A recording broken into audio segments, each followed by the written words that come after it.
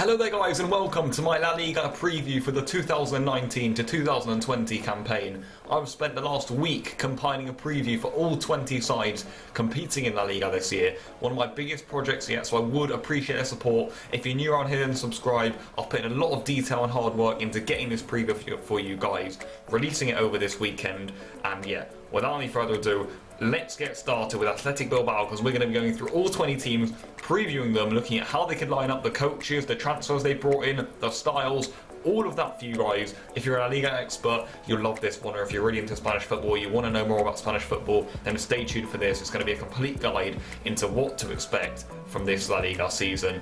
Without any further ado, let's get started. So kick-starting off with Athletic Bilbao, the Basque outfit, we know about them. We know they don't make transfers in that sort of way. If they're going to make transfers, they'll be bringing players up from their academies. They only sign Basque players, essentially, Bilbao, and this year it's been no different. The only signing they've made is actually Joaquin Ezquieta in goal, which I'll get onto in a while once we talk about their transfers. But again, they've basically had a pretty quiet summer. Summers don't really mean much for them. After bringing in Gaetano last season, just after 2 months of their season, he picked them up from 18th and brought them all the way up to 8th last season. He was an epic appointment from the Bilbao board, and he's done very well for them, and he's still going strong now, and he's going to be leading them into this season fresh off of a pre-season, and he's looked like a very accomplished coach for them. But last season was up and down. Having started that poorly, I think getting Gaetano in, there's definitely been a lease of new life at Athletic. In terms of transfers, they definitely lost a few experienced names. You look at Susaeta gone, Sabin Marino, Mikel Rico's another one gone in there, you know, Ezquieta, the big centre-back.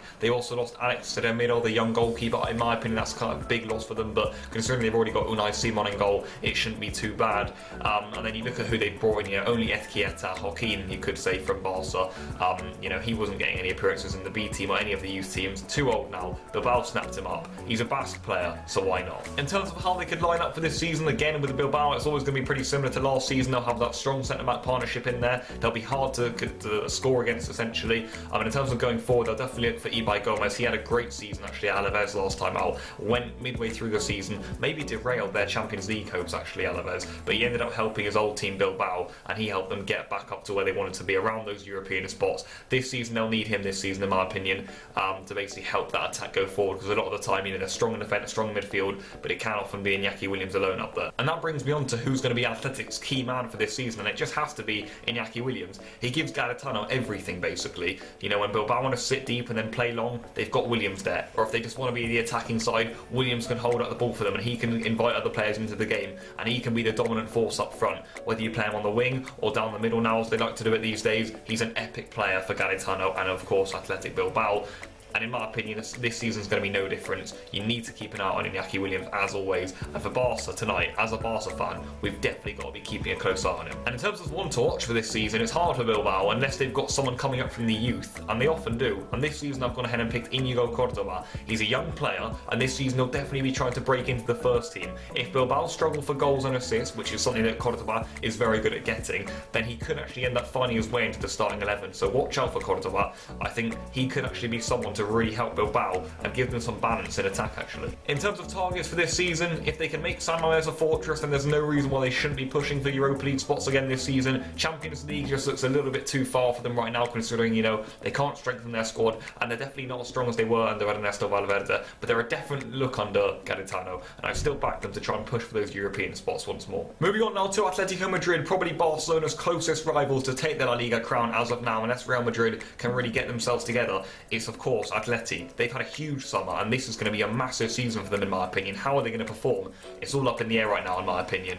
If we look at how they did last season, they were challenging Barcelona right till the end of La Liga. Again, they managed to overtake Real Madrid, so they were the second spot side in La Liga for the second season running. But they still failed to put enough pressure on Barcelona, allowing the Catalan club to win it on the 27th of April, which, if we're being honest, is just far too early for a league as competitive as La Liga. In terms of transfers, probably the most exciting club to look at transfer-wise is going to be Atletico Madrid. Complete contrast to Bilbao. They've got rid of so many players, whether they wanted to or not. They've all gone. Rodri's gone for big money. Griezmann's gone to their rivals Barcelona for big money, as we all know.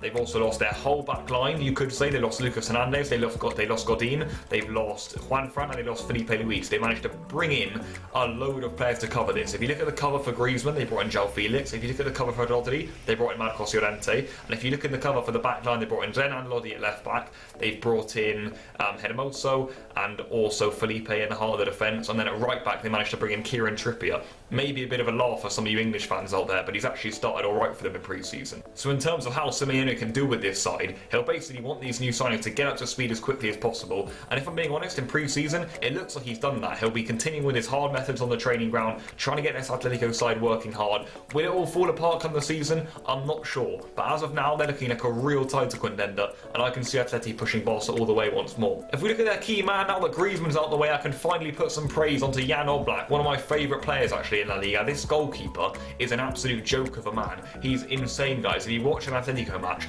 he often will save them. You think about how good their defence is, and I know Godin and Jimenez, they often got a lot of the praise, but Oblak was epic again last season, and I back him to do it again this year, keeping them in games, and I also back him to get the Zamora trophy. It's basically a trophy for the most clean sheets. I of course want my man Ter Stegen to get it, but I can definitely see Oblak bring that home again for Atleti. And one to watch, it may be obvious, but it has to be João Felix.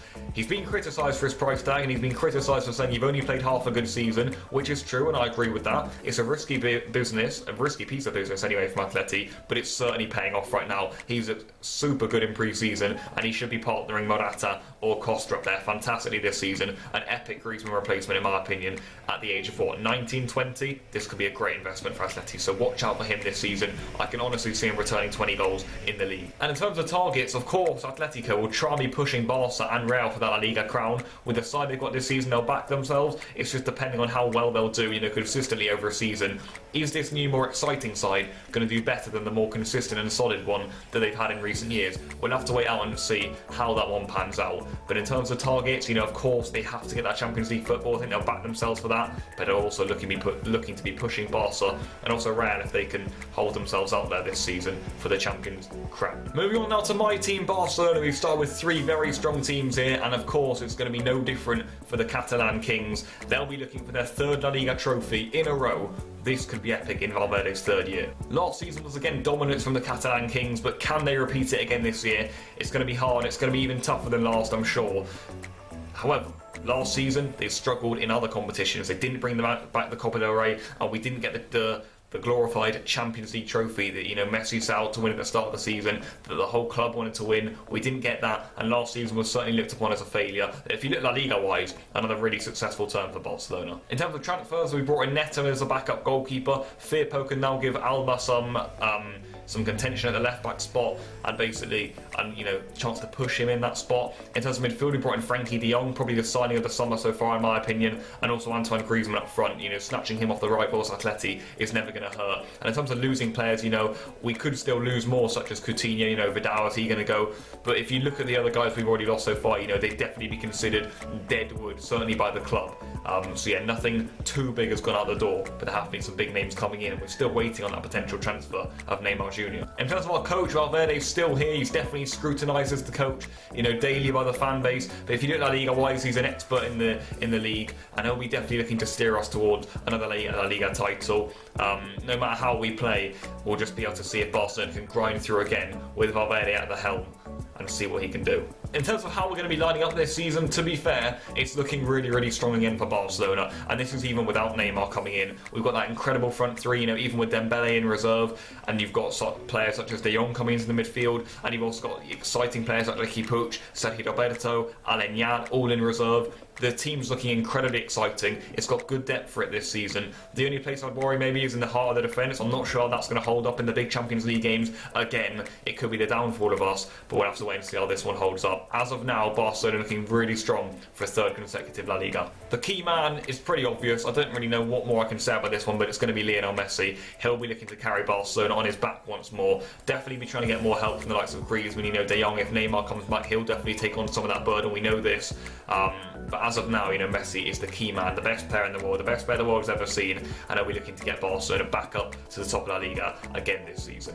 In terms of one to watch, I've gone ahead and picked Carles Aleñá. I thought this was a really good selection actually, because I think Aleñá can actually be the key in our midfield this season. I talked about this in my video the other day, in terms of what Barcelona need to be doing to be successful this season, and using Carles Aleñá could be one of the key spots for us. He's often perfect for that midfield in some games, in my opinion. He combines that midfield and that attack perfectly, and he adds a balance to our game too, which I think no other player really has. In terms of targets, La Liga-wise, it would of course be that trophy. That's exactly what we'll be going for. It's our primary target. Every year when we start off, it's La Liga, and we'll go for that. And it's going to be no different this year, but it won't be considered a successful season if Barcelona just bring home the La Liga crown. They need more than that, and they also need to be doing it with their style at the same time. Moving on now to Celta Vigo, certainly a club in the last decade who've performed really well in La Liga, but last season was a travesty really, and they'll definitely be hoping that this summer's improvements can help them rise up the table big time. Last season's 17th place finish was only just survival for Celta. That's 1 point off the relegation zone,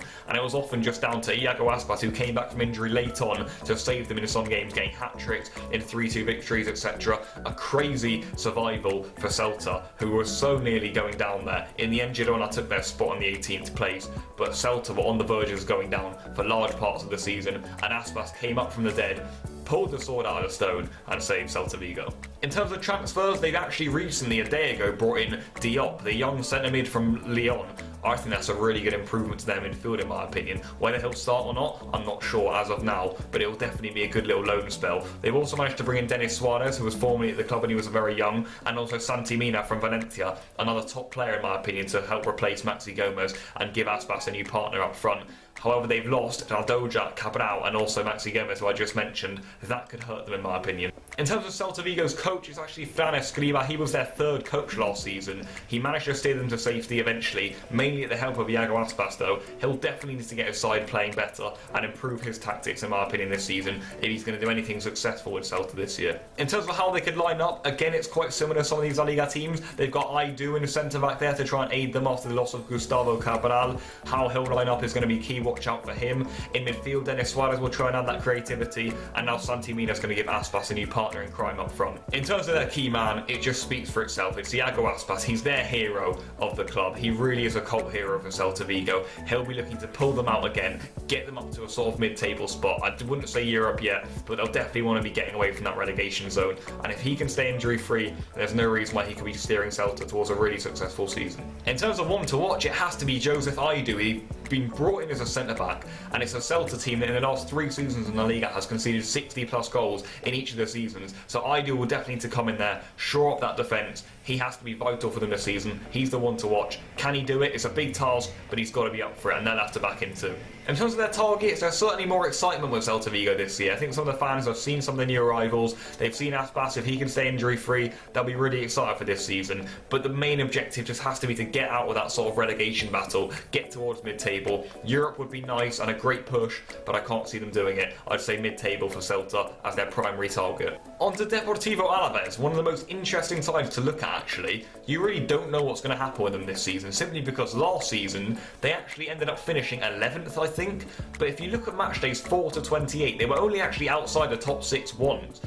Epic stuff from Alaves. Abelardo drove them last season, and they were superb in so many match days out there. They beat Real Madrid in the last minute, I remember, but who didn't last season, if we're being honest, so I don't know why I've brought that up. I couldn't help myself. But Alaves have looked so strong last season, and this season it's all about, can they perform heroics again? And ultimately this season, can they put it out for the final 10 match days too? In terms of transfers in, I've got a good list here that I've got to read out because they've made some pretty sweet improvements to the squad this summer, and they've actually used the loan system quite well. They've brought in Lucas Perez and Joselu up front. Pere Pons from Girona, they've just got relegated, good option that. Luis Rioja, who looks like a really exciting player too, we'll get onto him later. Saul Garcia, Tachi from Atletico Madrid, and Alex Vidal. All good options in my opinion. In terms of players they've lost, they've only really lost Vigaray and Christian, who Christian wasn't really playing too much anyway. And Vigaray, yes, he was an important player for them, but I think they can replace him. In terms of their coach, I think this is where they could maybe have the downfall from last season. Abelardo's gone, and now not Gazica Garitano, but Asier Garitano is going to be coming in. So not the Bilbao coach, this is a different Alaves coach who's going to be managing them. He's got a big task ahead of him. They've lost some key loanees from last season Alaves, so they won't be present for them this season. And he's a very defensive coach actually, is Asier Garitano, so he's got a big task ahead of his Alaves side. With him at the helm though, they'll definitely be looking to play nice and defensive again. They'll try and set up in that 4-4-2 block, I reckon. They'll have a new fresh midfield 4, and Lucas Perez and Joselu up front will try and have to get the goals in the short and limited opportunities they'll have actually with the ball at their feet. He'll try and set in, absorb pressure. He'll put a lot of pressure on that back line to save him out and buckle him out of some games this season, in my opinion. And in terms of the key man, it all links into this. It's going to be LaGuardia. This man is their rock at the back, and if they're going to be under Asier Garitano, then they're going to need their defence to be massive, and he's going to be putting a lot of dependence on the defence, and LaGuardia's got to be the man to lead it again. If Alaves are going to be successful in this new style that Garitano is going to bring, then LaGuardia has to be key for them. In terms of one to watch, I'd say Luis Rioja. They've brought him in the summer, and if they are going to play this defensively, then they've got to be slick and effective in transitions, and the Rioja can actually be the man to come in and help them out big time. Getting them on that attack, getting balls into the box, watch out for him. In terms of their targets for this season, a European push, in my opinion, is just going to be a stretch too far for Alaves. If that, can't really see them doing that again for a couple of years now, especially not with Garitano as their coach. But, you know, on the other hand, them being this difficult to break down should actually enable them to get out of a relegation battle. I expect them to finish, you know, not in the top half, but probably in the bottom half of the table, but I expect them to be comfortable and not in a relegation battle. On to Eibar now, one of the best stories in La Liga, their miniature stadium and their 6th straight season in La Liga. Ever since they came up 6 years ago, they haven't gone down since, and they've now been nicknamed by Ray Hudson the Mighty Eibar, and I'm really excited to see what they can do again this season. Last season they finished 12th, they never really looked like going down, never looked like going to Europe. Another really solid spot there for Mighty Eibar. They'll be pushing again to try and impress and defy all the odds and stay in this league. Transfers wise is maybe where Eibar let themselves down here. They've brought in Edu Exposito, they've brought in Pedro Bigas, he was in La Liga a couple of years ago playing for Las Palmas. Takashi Inoi's back at the club now, I'm excited to see what he can do.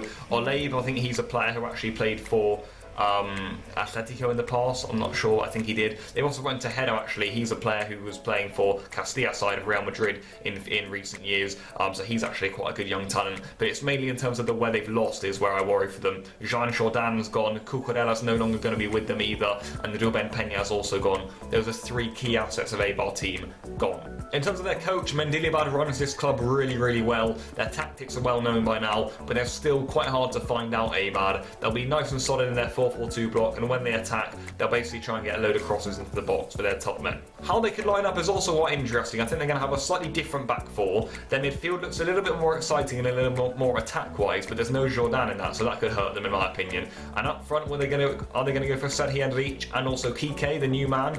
I think they could, but where's Charles in there? He got a load of goals last season, so I'm excited to see what they can do with their striker force. And key man, I've actually gone for Kike, the man they've brought in. Eibar are such a team, you know, despite losing Jordan, they'll try and recover that, but they'll need goals, and Kike will get them these goals in my opinion. He played really well last season, I think, for Deportivo, couldn't get them promoted, so decided to go and head to La Liga anyway. He's going to be playing for Mighty Eibar this season, and I back him to have a good term.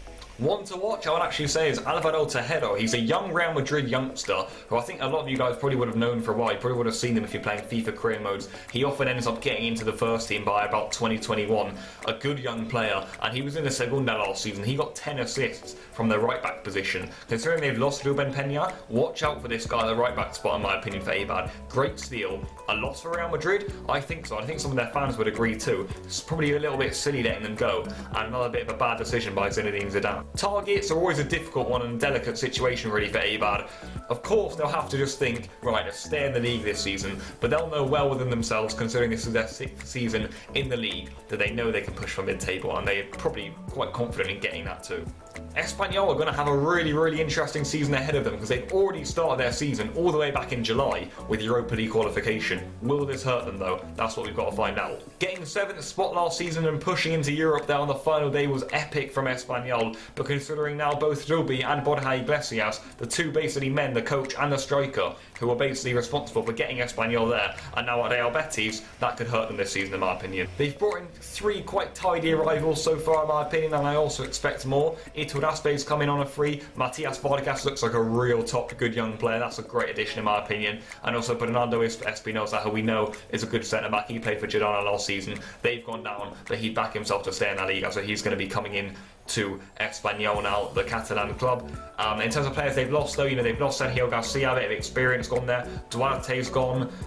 Martin's going to be going to Roberto in goal, and of course no Borja Iglesias, no Panda. He's off to Betis. Big loss for them in my opinion. So of course with their king Rubi leaving, they had to bring in a new coach, and they've gone for David Gallego. In my opinion this is a good choice. He's their B team coach last season. He's previously taken over Espanyol in the sort of caretaker jobs. It'll be difficult for him to line up, you know, losing Borja Iglesias, but I still back him to do well. He knows some of the young players in the squad, and I think he can help Espanyol this season. I'm quite excited to see how they can do. I don't like them. They're a disrespectful club towards Barca, but they are going in the right direction right now, and we have got to applaud that. How they could line up is also going to be quite interesting under Gallego. He shouldn't really change too much. I'm not sure how strong enough they are at the back, though. In midfield, Matias Vargas shouldn't actually bring quite a lot of excitement to them, and their strike force does also look really, really exciting too. In terms of their key man, about 3 days ago I would have said Borja Iglesias, but he's now gone to Real Betis, so I've put all the focus on Wu Lei. He's one of their starlets, and a lot of Chinese fans all around the world have been basically zooming into La Liga and Espanyol in particular to look at Wu Lei. He's been one of their starlets over the last couple of years. He gets a lot of goals. He's a weird little striker, but he will get goals for Espanyol, and with Iglesias gone, he has to be the man to take on the burden of getting Espanyol goals in these tight games in La Liga. One to watch, I've gone for Adrià Pedrosa. This guy was heavily criticised by Espanyol fans last season for swapping his shirt with Messi. That basically tells you a lot about the Periquitos. They're a weird bunch. But this guy is going to have a great season ahead of him, in my opinion, mainly because David Gallego, the B team coach, knows him well and should be playing him a lot. In addition to this, Pedrosa started all 6 of Espanyol's last league games last season, playing the full 90 minutes. And this period right there, that last 6 games, those last 18 points, were basically the points that got them into Europe last season. He's going to have a big season ahead of him. He's already proved himself in his little, tried out role at the end of last season, and this season is going to be the breakout for him. Watch out for Pedrosa. Targets are going to be a difficult one for Espanyol to size up this season. Competing in Europe will probably mean that they won't actually get Europe again, and they'll definitely have to do a little bit more work in the market. Now they've still got time,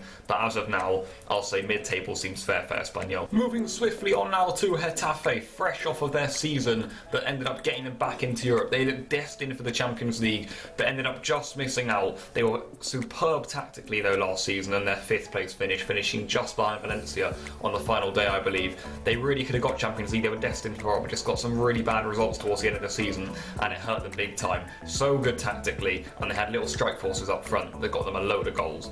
Transfer-wise, they've done pretty well in my opinion, Getafe. They've brought in Cucurella, which is a good signing in my opinion. He can help them big time in the left midfield spot. Similar spot that Mendilibar used him last season at Eibar. Neon's come in. I don't really rate the guy, but he's alright, isn't he? Faja, I always like. His left foot's top quality. Gallego and Maximovic are also 2 other players that can help them a lot this season. And in terms of players they've lost, they've only really lost Gaku Shibasaki, who in this season, the previous season in fact, they haven't really been using a lot anyway. He only really started for Getafe in their first season back in La Liga, but ever since has kind of been an outcast player. Coach-wise, Jose Bordalas is one of my favourite coaches in Europe. This guy has got Getafe playing the perfect way. Whether it's appealing to watch, I'm not sure. Probably not, especially for a Spanish side. But how good he is tactically is really something to be, applauded. And it really is something to be looked up to. And I'm really been impressed with Bordalas. So he's going to be there again next season. Big question mark as to whether other big European clubs would have snatched him up this season. But he's going to be staying at Getafe this season and seeing if he can push them on for yet another European push. In terms of how they could line up, again, we're expecting Getafe to be really good and tactically astute defensively. Their midfield, can that hold up again? We'll have to wait and see whether they can get those legs going again in midfield. And up front, Mata, Molina, that strike force, they'll be looking for big goals. And in terms of their key man, it has to be the man I've just mentioned, Jaime Mata. He recently got selected for Spain's squad under Luis Enrique for the friendlies against Norway and Malta. He got an appearance there, so getting his first Spain app from a Getafe player really just shows how well he's been doing. And I expect him to be working hard up front again, getting assists, and also getting plenty of goals for Getafe this season. And one to watch has got to be Hugo Duro. This man got a few appearances last season, but now with European competitions being involved on Thursday nights, I expect this guy to be in a lot more appearances in this campaign. He's very energetic up front. He can add something that Getafe don't have right now. Him and Jaime Mata, that looks exciting to me in my opinion. Whether that will work out, I'm not sure. Or even just playing him off of the 2 strikers. I want to see how this guy can do. Bordalas is a fan, and that means I'm a fan.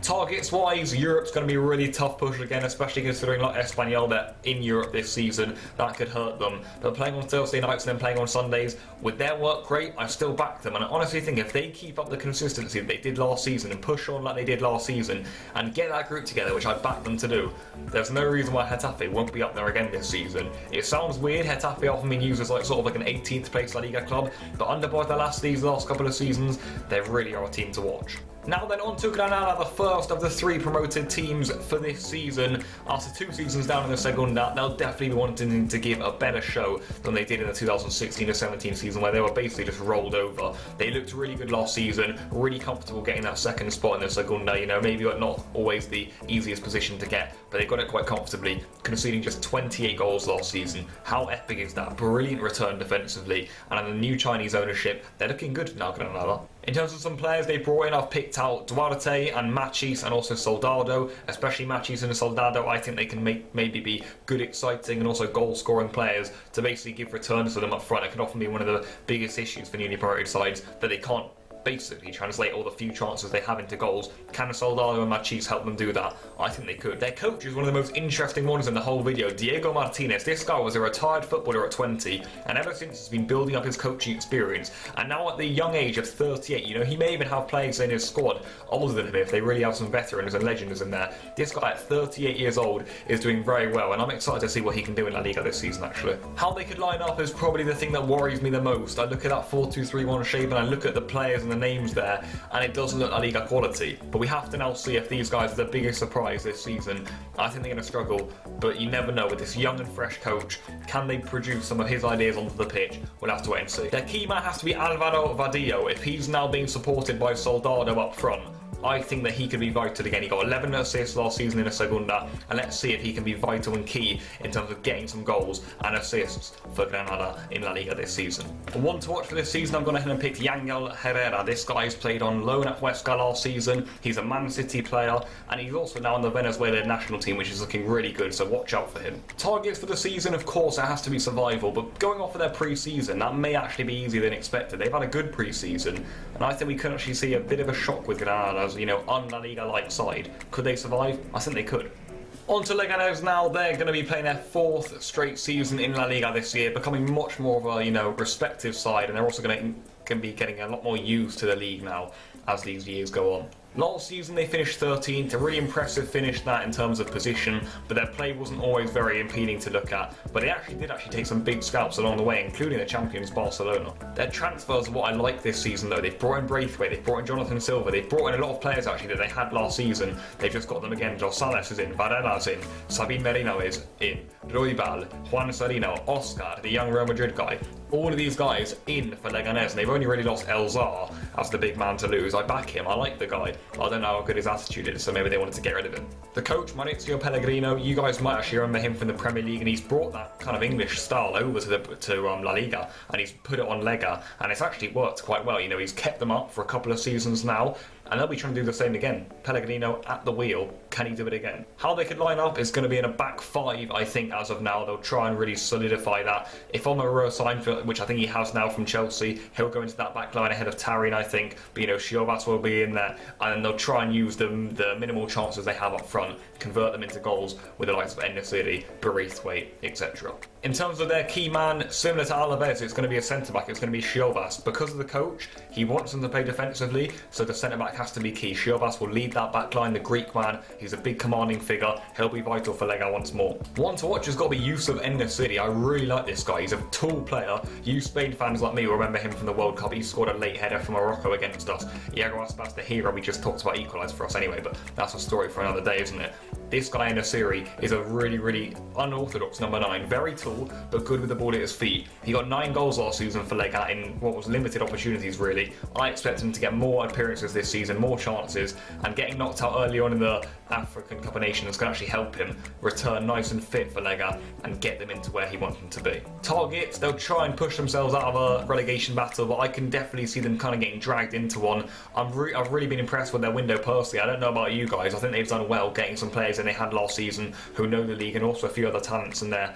I back their window. Whether it goes drastically wrong in these last 2-3 weeks, I'm not sure, but I really can see them getting drawn into a relegation battle.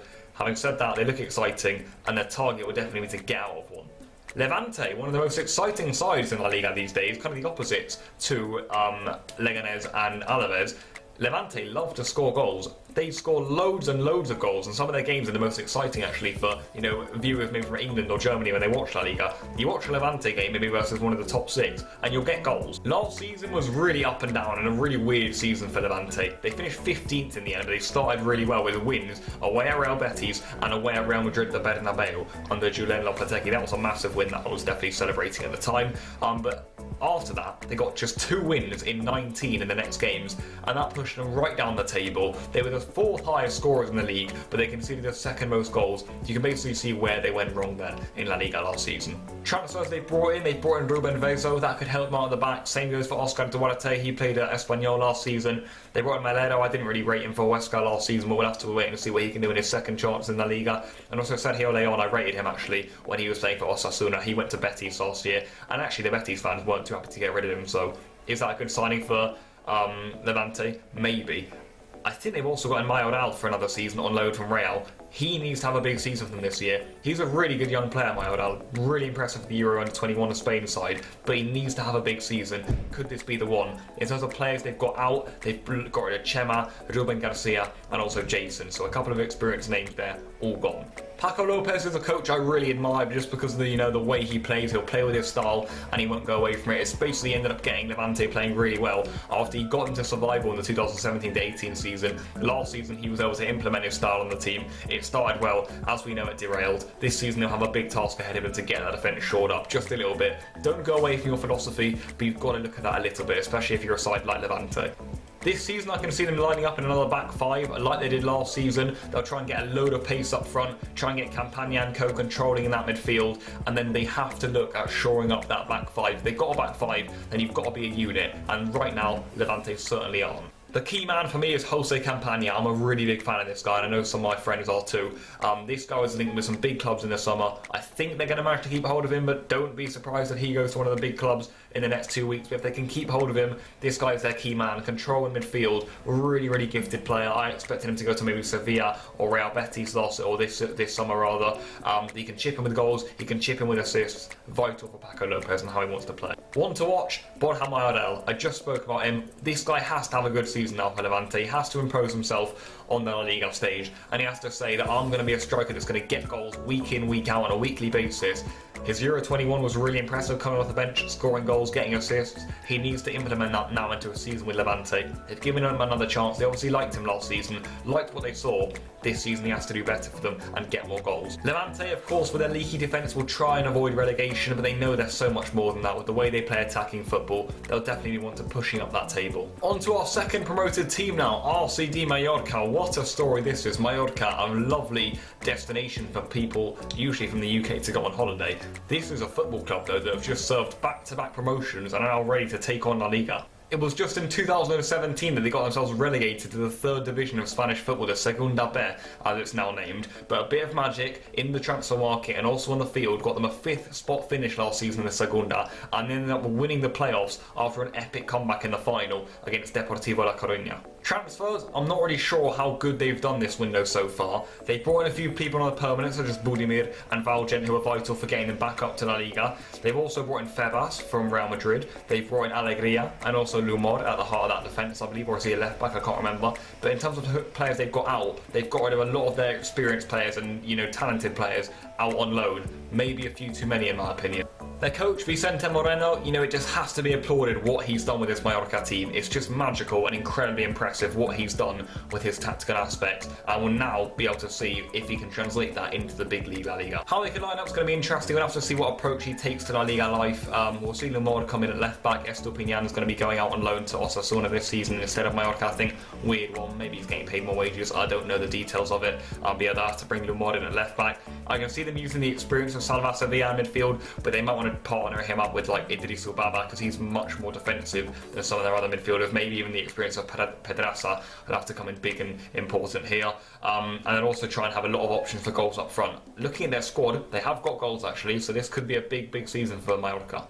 And talking about goals, their key man, in my opinion, is going to be Lago Jr. or Wakalible. This guy has to be big for them this season. Sort of like Iñaki Williams, actually. They have a similar play style, these two guys. They're wingers, but they can also play up front. And this season, we might see Lago Jr. play up front for Vicente Moreno's side and helping to translate a lot of goals and assists into points for Mallorca. One to watch, I'm going to pick Juan Sastre. This guy was a young forward. He's been at Mallorca for a while now. He would have never dreamt of this moment, but he's now going to be playing in La Liga for them and maybe even at a starting spot. Very young. They don't often get a lot of youth talent from their academies, but this is one of the names to look out for, so watch out for Juan Sastre in the defence. Targets, it's literally just avoid relegation. It's no more than that for Mallorca. After back-to-back promotions, he looked just 2017, guys, 2 years ago, they were in the Segunda B, the third division of Spanish football, such as League One for Premier League. They have to just avoid relegation. That's what they'll be doing, and they'll need their home form. They were unplayable at times at home last season. They'll need that massively this season if they are to do anything successful. Now on to Osasuna, our final and third promoted side this season. Osasuna romped the Segunda division last season. They'll be looking to do the same in La Liga, trying to pick up a load of points. They won, can I just say, their last 17 home games. How epic is that? The return from Osasuna last season was miraculously impressive. They stormed the league, winning your last 17 home games. That is how you get a promotion and finish first. Their transfers have been quite impressive, actually, in my opinion. They've got rid of a bit of dead wood, and in terms of players they've got in, Ruben Garcia, Marc Cardona, Chimi Avila, Brandon, Brasanac, Roncaglia, Adrian. This was the former Atletico striker who Chelsea fans will remember. He scored a massive goal against us in 2014 at Stamford Bridge in the Champions League semi-final. So these are guys that have La Liga experience. And for this reason, I think we could be expecting something big from Osasuna this season. Really good window so far. I don't know how it's going to go from here, but the players they brought in, super impressive. Their coach, a difficult pronunciation, it's going to be Jagoba Arrasate. That's the coach that you guys need to remember this season for Osasuna. 41 years old, another young coach. If you want success, they'll have to be making their stadium El Sadar into a fortress again this season. How they could line up is an interesting one. Will that defence be strong enough? I'm not quite so sure. We'll have to wait and see in the opening, 10 match days how that ends up lining up. They'll be trying to get goals from midfield again. Garcia and Torres will be vital for that, especially Roberto Torres. He was epic for them last season in the Segunda, and even when they were in La Liga 2 years ago, like Granada, he also actually ended up getting a goals. And one of the Camp Nou, I remember, from a free kick, so watch out for him. And in midfield, how will Chimi Avila be? He was really impressive in my opinion. I found him an exciting player to watch actually for Huesca last season, so big season for him. Can he perform? Can he get goals and assists? We'll have to wait and see. Key man, Ruben Garcia. This guy's reinvented his career at the Pamplona outfit. He was a top scorer, I believe, or the top assister rather, in the Segunda last season. He'll be looking to reinvent some of his form, just like he did with his career, into this season for the Pamplona outfit, Osasuna. One to watch, Quique Barja, a really experienced Osasuna side, can actually use this guy. He joined Osasuna at the age of 8, and this season could actually be something they need in this side. Watch out for Quique Barja, really good story this. I know he's going to be playing in La Liga for his boyhood club. The target again for these promoted sides is always going to be survival. With the additions they've got and with their home form, if they can keep up this season, then expect Osasuna to rise up the table bit by bit. Watch out for them. Real Betis are an ojo for this season. Watch out for these guys. They've got Rubin as the coach after Quique Setien's left. How is this all going to shape up? I think they're in for a really, really exciting season. Last season was an interesting one. They were in Europe after their epic 2017-18 campaign when Setien was idolised. And last season they got wins at the Bernabeu and also the Camp Nou, the only team to win at the Camp Nou last season. Definitely not the only team to win at the Bernabeu. Almost half the league did it. But in terms of where they finished last season, I think they only finished 10th. And by the end of it, the fans were sick and tired of Quique Setien's style. Really attacking coach. And Betis, when I first watched them when they first came into La Liga, were a side that scrapped out wins. They had Ceballos in midfield there, taking lumps out of Rakitic and co. So this is a side who went from being a really scrappy side. Setien took over. He made them a lovely playing football team, and Betis have been really appealing to watch in recent years. Rubi's come in. He'll try and basically keep that style, but with a lot more defensive solidarity. That should please the fans a little bit more. They're all for the good football, but they don't want to be getting thrashed, which they were a lot last season. Their transfers are really impressive. They've lost Lo Celso, they lost Pau in goal, and they lost Junior Firpo, but they've basically recovered this. They haven't brought in a goalkeeper. They've left the goalkeeper for Robles, I think. Big call from Rubi. We'll have to wait and see what they do with that for the rest of the window. But they've brought in the big panda, Borja Iglesias, up front. They needed a striker, and they've got one, so he's going to be up front for them. Fekir in midfield. Fekir, guys, this guy was about to join Liverpool last season for 60 million, the European champions. He's now at Real Betis. They've also got Juanmi, who we know is a goal scorer. We've seen him score a load of seasons straight now for Real Sociedad, and also Pedraza, another attacking left back. He should fit in Junior Firpo's shoes perfectly. So, superb window so far for Betis. More action to be done. Now they've got Iglesias, I'm not sure. I'm actually going to go and watch Betis play Barcelona at the Camp Nou on the 25th of August, so risky game to pick because these guys are coming for some big scalps this season. In terms of their coach, Rubi is one of the best coaches in La Liga, guys. The perfect replacement to Setien. Very tactically astute. He's had great spells at Huesca and also Espanyol. He got Espanyol, guys, a side that usually finishes around 15th, 16th, into Europe last season and said, that's my job done. I'm off to Betis for bigger and better things. And that is what he's going to try and do this season. Get them playing that good football like he loves to do. He's a Barcelona man, Rubi, but he's also going to be getting them a lot better defensively. How they could line up is going to be interesting. I don't know whether he'll line them up in a 4-3-3 or a 4-2-3-1. We'll have to wait and see about that. But with the amount of talent they've got, watch out for Betis this season. Goals all over the pitch. Just have to wait and see whether that midfield holds up and whether the defence can perform again. Key man, it's obvious, isn't it? Fekir, what a signing. Goals, assists, he'll bring creativity to this Betis team. You couldn't get a better replacement for Lo Celso, I don't think. What a player this guy could be for Betis this season. Under the guidance of Rubi, everyone has to watch out for him. He's not a one to watch, he's just a beast already, Fekir. And this guy is going to be ready to take the league by storm. Watch out, everyone. Barca, watch out. I'm scared. Betis is going to be super excited. And one to watch is going to be Diego Lainez. I'm sure you guys heard of him. Looks about 15, the young Mexican winger.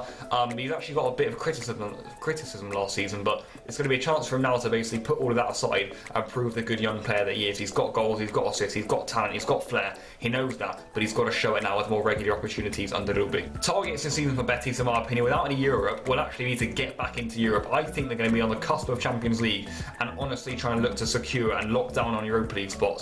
With a big stadium of 50,000 fans at the Benito Villamarin, they'll be backing Rubi and the team all the way this season, trying to get rid of the toxic atmosphere that was generated last season, I'm afraid, at the Betis ground. So yeah, this season I'll back them for a really high finish, and I think they themselves will also say, we can go for Europe this season and lock down on Europa League. Right then guys, 14 teams down and 6 to go, and that leaves us now with the 15th team of this video, Real Madrid. Considering their season ended in spring last year, the 13-time European champions will definitely be wanting to bounce back this season. Last season was disastrous for Real Madrid. They finished third but ended up coming 19 points behind Barca, had 3 coaches throughout the season, and despite even when Zidane came in, he still didn't win an away La Liga match. Real Madrid in absolute dismal condition last season, with only Benzema being able to leave the campaign with his head held high. Transfers though, as expected, once Real come off of a season like this, have been vital for them. They've brought in Mendy in defence and also Militao.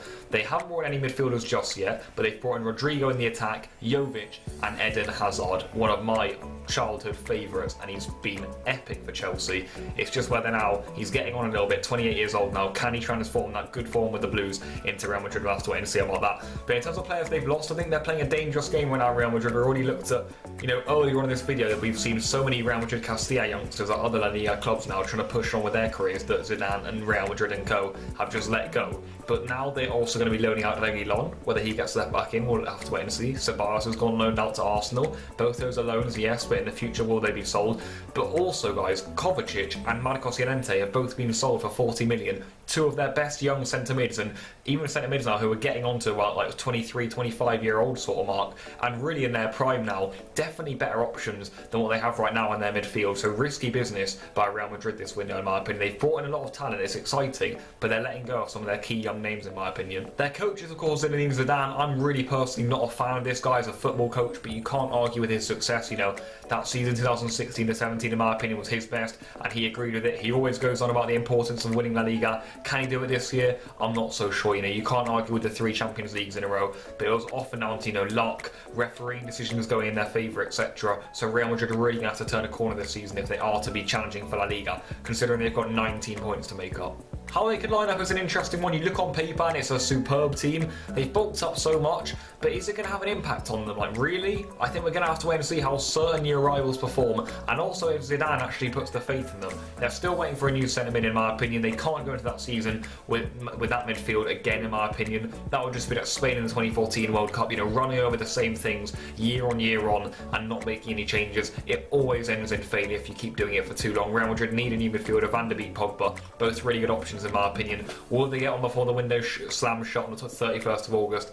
I'm not sure, but they probably need to focus on that, and in fairness, I think they are. The key man this season for Real Madrid has to be Eden Hazard. He has to come in and cover up what Ronaldo left. No one has been able to do it since. They tried going a season trying to use the likes of Asensio and Isco to cover that void. It didn't work one bit. Benzema was the only real one who stood up, and now with Bale, you know, his head's in a mess, and Zidane doesn't want him, and there's all sorts of voids going on at the club right now after their terrible pre-season. But Eden Hazard really needs to step up this season if Real Madrid are to be successful. He needs to cover those goals. He needs to cover those assists. One of my childhood favourites and heroes is Eden Hazard from his days at Chelsea, but now at Real Madrid, he needs to pick up some good form if they are to succeed, because if not, it's pretty likely that Real Madrid are going to have another poor season if Hazard doesn't provide the goals and assists that they desperately need up front next to Karim Benzema and co. One to watch is a really interesting pick here, guys, because you could pick a few, and I've gone for Luka Jovic.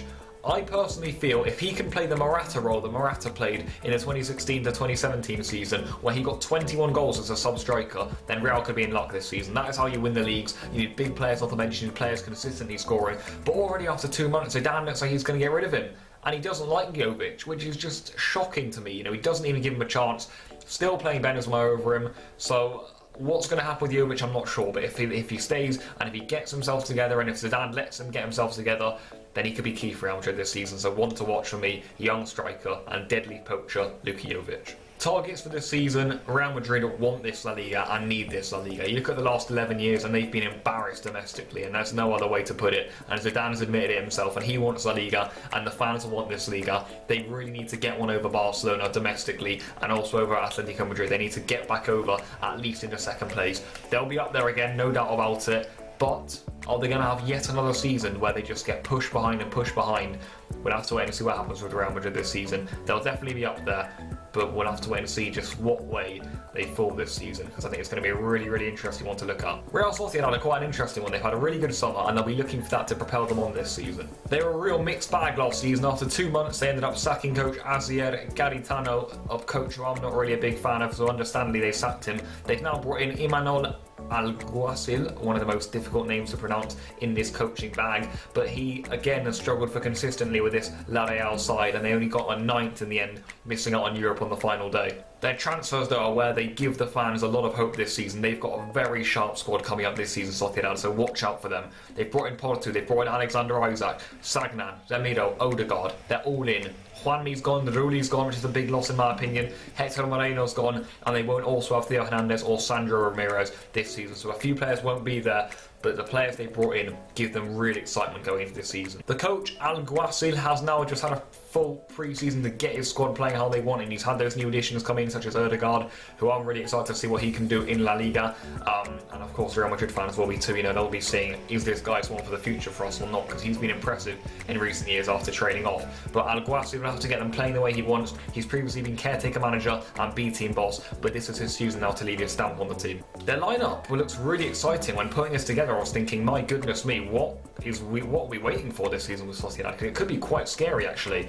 I mean, Barcelona fans know all about Sociedad, the Anoeta curse. We never really be able to seem to win there, but under Valverde we've won 2 in 2 at the Sociedad Stadium. But anyway, Sociedad, they have a history of coming up well against the big rivals, and this season with their squad depth and with their starting lineup, I think that's one to watch this season. I really do. They look super strong again. The key man I've picked out is going to be Mikel Oyarzabal, though. There's a lot of new players coming in, but this guy is an absolute starlet. He was epic at the Euro Under-21s team.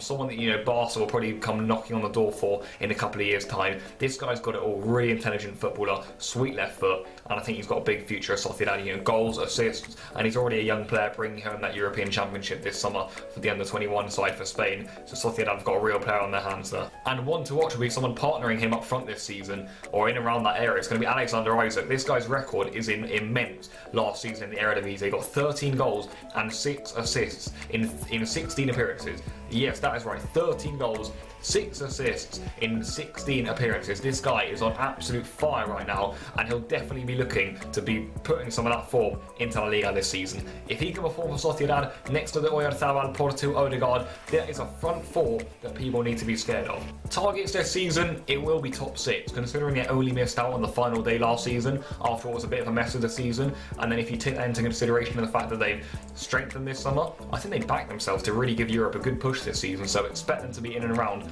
top 6. Valladolid are the only promoted side from last season who are still in La Liga this year, so they've got a really intense and interesting year ahead of them. Last season they finished 16th, and if I'm being honest, they looked destined to drop for most of the season. Their top scorer, Enes Unial, that is the big Turkish striker, he only had 6 goals as their top scorer. What is that? They couldn't really score, they looked destined to drop. In the end, they stayed up with on the penultimate day. That brought great celebrations, understandably too, from the fans, but they were actually investigated for some match fixing on the final day in a game versus Valencia. A really interesting grey area that you might want to look into. Their transfers, I can't really say I know a lot about some of these names, but I'll just list a few of the guys they've brought in. They brought in Pablo Hervias, Sandro, the former Barca guy, they brought in Javi Sanchez, Unial's going to be there on a permanent, I think, or maybe on another loan, and Podol's going to be loaned out from City to them this season. So a few good players in there. In terms of players they've lost, they're going to be losing Calero to Espanyol for 8 million, so some good funds coming to the club there. Borja Fernandez is also retired, so few in, few out. In terms of their coach, Sergio Gonzalez will just try and go again. You know, he hasn't exactly got a lot of work, so he never really has,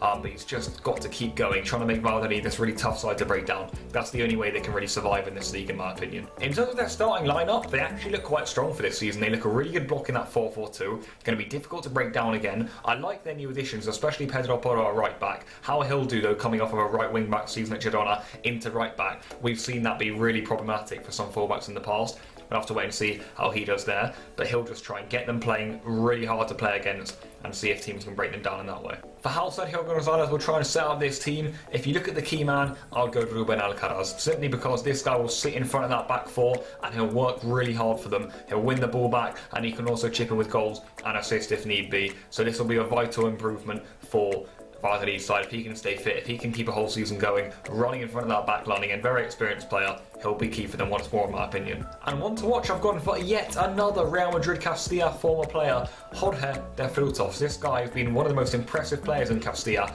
over the past 5 years or so. He's at Valladolid now. Will he get appearances though? This is the question on everyone's lips, I'd say. But if he does, watch out for this guy, because he's another one of those players coming up from the Real Madrid academy who they seem to have let go. I don't know whether it's on loan though, to be fair. But either way, he's at Valladolid now, and I'll be able to see what he can do this season. Their targets for La Pucela will simply be to avoid the drop again, guys. You know, that's all that they have to go with. They don't often have a lot to work to. Their squad depth isn't very good, in my opinion. So they'll just be trying to avoid the drop. They'll back themselves to get maybe a 15th spot finish. But yeah, I mean, the primary objective when going into this season will just be don't get relegated. The final 3 teams in this La Liga preview are really exciting sides and big sides too. Starting off with Sevilla, who've had a squad overhaul this summer, quite similar to Atletico actually. And we've got to see how Monchi and Julen Lopetegui's men end up riding on this season in La Liga. Last season was one of the most interesting seasons you'll ever see, so I'm just going to read you guys this. They had Pablo Machin as the manager. This guy started really well. I remember up until about the match day 9, he was top of the league, and then Barcelona just overtook them, and then they stopped for them. But Sevilla were on an absolute roll at the start of the season. He then, however, got sacked by Caparrós, who then appointed himself as manager. Then after a couple of months as being the manager, Caparrós, after appointing himself after sacking Machin, he got diagnosed with cancer. Throughout this time he tried to push on for Champions League, but a late loss here to Leganés 3-0 at home really derailed all hopes, and I believe they ended up coming 6th in the end. If I'm not mistaken, yeah, they came 6th in the end. A crazy season for those Sevillistas. They'll want a lot more consistency and just Sevilla football this year. Mental year last year, but it should all be more in order now under Lopetegui. Their transfers are again something that just needs to be read out. They've gone for an overhaul. Monchi, we know he loves to do this sometimes, and he's done it again. In terms of players they've lost, Ben Yedder's just gone, Sarabia, Promes, Mercado, Muriel. Those are key names, so they needed something big, and this is what they've done. They've got Koundé in, Diego Carlos, Dabur, Ocampos, Gudelj, Reguilon, Verba, Oliver Torres, Jean Jordan, Fernando, and Luke de Jong. An overhaul of names coming to the squad here for Sevilla and the Sevillistas to enjoy. Can they adapt though? Because bringing that many players doesn't often work, and Atletico have got the same issue.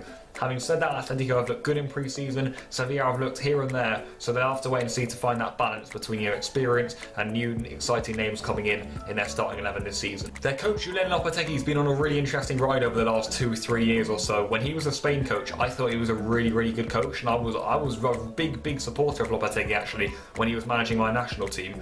He then moved on to Real Madrid a day before the World Cup started. all hell broke loose since, you know, booed by the nation, no one liked him understandably. It was a bit of a silly move by Real Madrid though too, and then he failed miserably at Real Madrid, got thrashed in the Clasico, and he's got a second chance here. Under a fresh squad, he'll be backed by Monchi financially, and he'll be able to see what he can do with a fresh squad and a fresh start basically to prove himself as a good coach. I know he is. Their lineup, I think many people would argue whether it's actually stronger or weaker than last season.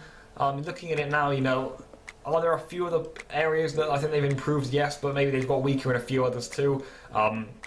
Either way though, what you will say about that lineup is that it's super exciting, and I think a lot of people will be keeping their eye on Sevilla this season. The key man is someone really hard to pick out for, but I've gone for someone quite interesting. You guys are probably thinking, what? I've gone for Joan Jordan again.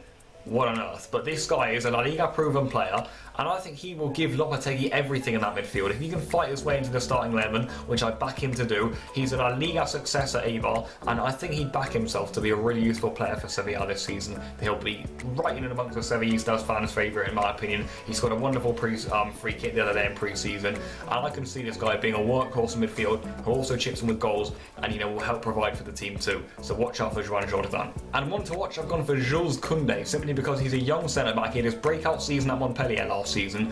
Quite a similar story to Todibo actually, but Monchi's put his trust in him, spent big money to get him here, and he'll have the backing of the club, and he'll have to lead that Sevilla back line. Quite a short centre-back actually, but can he do it? We'll have to wait and see. This guy's going to be a real one to watch this season. Watch out for Jules Koundé at the heart of the Sevilla defence. Targets for this season will again be Europe. Whether it will be top 6 or top 4, I'm not sure. Of course they'll go for that top 4, but I think top 6 will be probably a little bit realistic. It all depends on how the signings do though, in my opinion. If they really start working well, then Sevilla have got a good chance of doing something big this season. If it doesn't all come together, then they might find themselves around 6th and 7th. Big season ahead. On to Valencia now, the penultimate team of this preview. They've got a trophy to push them on from last season, the famous King's Cup, the Copa del Rey.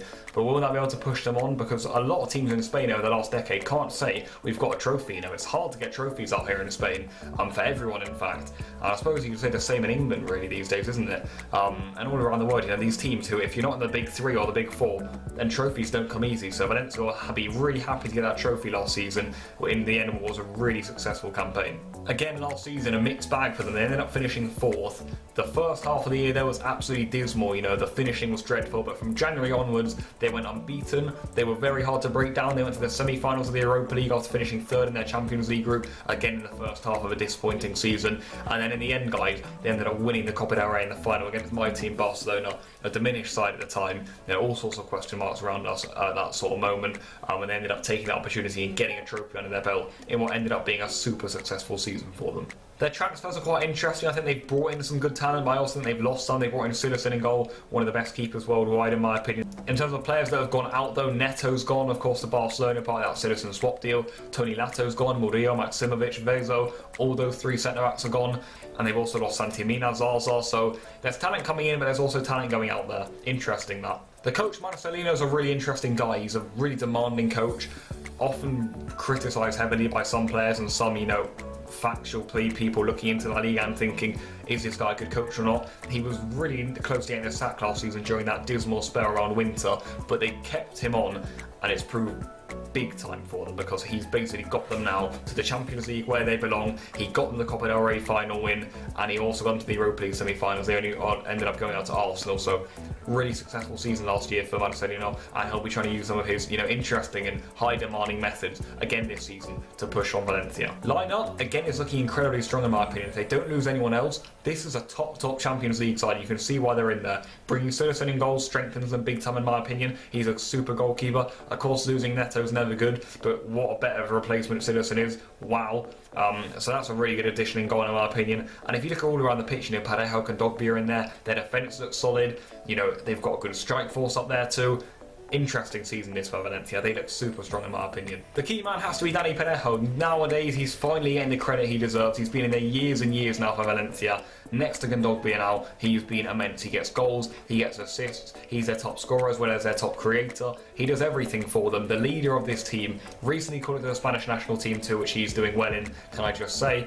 So yeah, again, this season we'll expect Parejo no different, workhorse in that midfield and also bringing out the quality when need be. One to watch, I would say, is Ferran Torres. I think think people would have been saying this for 3 years straight now, but can this finally be Fernando's season? We already know what he's all about. He did epically well in that Euro 20 under-19 success in the summer. Spain winning both of the Euro youth tournaments this summer, so there's some great talent coming through La Liga this year for you guys to watch out for all around the world and worldwide. But Fernando Torres is one of those. He got 12 starts last season in the league, and we'll definitely be looking to see if he can push into this Valencia starting lineup and start to become a crucial player for them at such a young, ripe age. Their target will really be to get top 4 again. If they can get top 4 for a second season straight, that'll be a massive statement. It doesn't often happen in La Liga. The top 4's never set. The top 3 is, and the 4th spot is always up for grabs, and it often just switches between every season. So if Valencia can get that this year, that'll be a massive statement to the rest of the league, in my opinion. That'll be their target. If they can get Europa League, I mean, they'd be a little disappointed, but they'd probably take it in the end, you know, staying in Europe, getting that club status nice and high, because they're a historic club, Valencia, and they'll be looking to get back to the top this year. And we've reached the final club, guys, Villarreal. If you guys have been sticking with this the whole time, then a massive thank you. Drop a like on the video and subscribe if you're new. The work I've put into this is immense. So here we go, guys, Villarreal. Arguably one of the biggest underachievers last season. They finished 14th, I believe, after, you know, we all know about Villarreal. We want them near the top of the league, or that's where they're expected to be at least. But 14th last season was dismal. And they also have another one of these stories last season, which is really fascinating to read. And just reading up about some of these, doing the research for the video, I didn't know about some of these stories, guys. This one here, Javi Calleja, the coach last season, they sacked him in December and then rehired him 50 days later. What a story this is. So he got them 14th in the end. Very mixed opinion on Calleja, but he's the coach right now, and last season was massively disappointing, and you know, that coach sacking and then the reappointment of it, that pretty much says it all for Villarreal. Their transfer business is really interesting though. I'm not quite sure if they had a good window or a bad window. What I like about this is they've strengthened in their defence, because they needed to do this. They've brought in Alberto Moreno, that is. You know, a lot of people would joke about him at Liverpool, but a good left back. They brought in Vilben Peña too, I believe, and they've also ended up bringing Albi out of the heart of that defence, and also Zambo and Guisa. He can either play centre back or in front of the back four. So they see what they needed to strengthen, and they've done that. But just listen to the amount of names they've lost here, guys. It's just a bit too many in my opinion. Fornalza's gone. Soriano, Sansone, Cheryshev, Ruben Semedo, Victor Ruiz, Javi Fuego, Pedraza, Daniel Raba, Alvaro the centre back, the former Espanyol man. He's got a bit of history with Messi and co. And Daniel Bonera, all gone. I mean, in my opinion, and that's even just as of now, that's just a bit too much. Do you guys not think? You know, losing that much talent, losing that much quality, and only bringing in those sorts of players. Is there going to be enough squad depth there? I'm not entirely sure. They've lost a lot there, in my opinion. Risky business. I like the way they've strengthened their defence. They've done that well, with a bit of experience, a bit of youth in there. Good pace on the wings too. With the Bandas of the defence. But in looking at how much they've lost, that's really questionable. The coach, Javi Calleja, is going to be under a lot of pressure this season. There's no doubt about that. You know, after being sacked last season and then brought back, he's going to be all the eyes are going to be on him. He's still, again, as I said, splits opinion between the fan base. But he's a good coach though. You know, he's trusted. He came up from the youth ranks, so he knows the youth well. And Villarreal have a really good academy, so I expect him to be using some of those guys in the squad next season if the squad depth doesn't need to get a little too little to handle. How they could line up? It's looking like it's going to be a 4-3-3 shape as of now. And to be fair, they're looking a little bit stronger at the back. The midfield is actually quite nicely balanced, and the attack is quite exciting too. So, in fairness to Villarreal, the lineup this season is promising. The key man, of course, will be Santi Cazorla. Last season, he was honestly their saving grace in there. He put a lot of emotion into playing for this club, and he's going to be there again next season conducting. He recently got a Spain call up too, so that's just, you know, a testament to him of how well he's been doing over this last year. And one to watch for me has to be Samuel Chukwueze. This is a guy who I'm a big fan of. This guy is dangerous stuff. He terrorised the Barcelona defence and Jordi Alba in particular last year. He was a starlet last season, but this year, with the experiences at international level and also at club level, he can push on for Villarreal this season and become a huge young player for the club and Javi Calleja. So watch out for him. Want to watch Samuel Chukwueze. Their targets, Villarreal always have a big budget and always quite a wealthy club, and, you know, quite a big club in Spain. So they'll be thinking, let's get back towards Europe. But realistically, they need to sort out their team before they start thinking about anything like this. It looks a little bit too far stretched right now for me, just Europe, for Villarreal. So I think they've just got to get back, you know, out of the sort of the relegation sort of battle that they were in last season. They ended up finishing 14th, yes, but you think about the amount of match weeks they've spent scrapping around the relegation zone. They'll want to get out of that this year. Mid-table or just pushing on those Europa League spots will probably be fine for them this season. So there you have it, guys. My full La Liga preview is done and finished. I've gone through all 20 teams, looking at transfers, coaches, how they could set up, key men in the side, and what to expect for the season. Also taking a look back at last season. So much work has gone into this video. It's going to be a long one. It's basically something for you guys to look at throughout the whole season if you're thinking, right, what are we going to expect from these teams this season and how are they basically doing. For you guys who are excited for La Liga and the start of it and looking forward onto the future match weeks, then this will be a great watch for you guys. Thank you guys so much for watching. Subscribe if you're new for more in-depth La Liga and etc. such as Premier League, detailed analysis such as this. I put a lot of work into this video, so it would mean the world for me if you guys could show some support. And yeah guys, I'll see you guys later. Until then, goodbye, enjoy yourselves, and I'll see you later.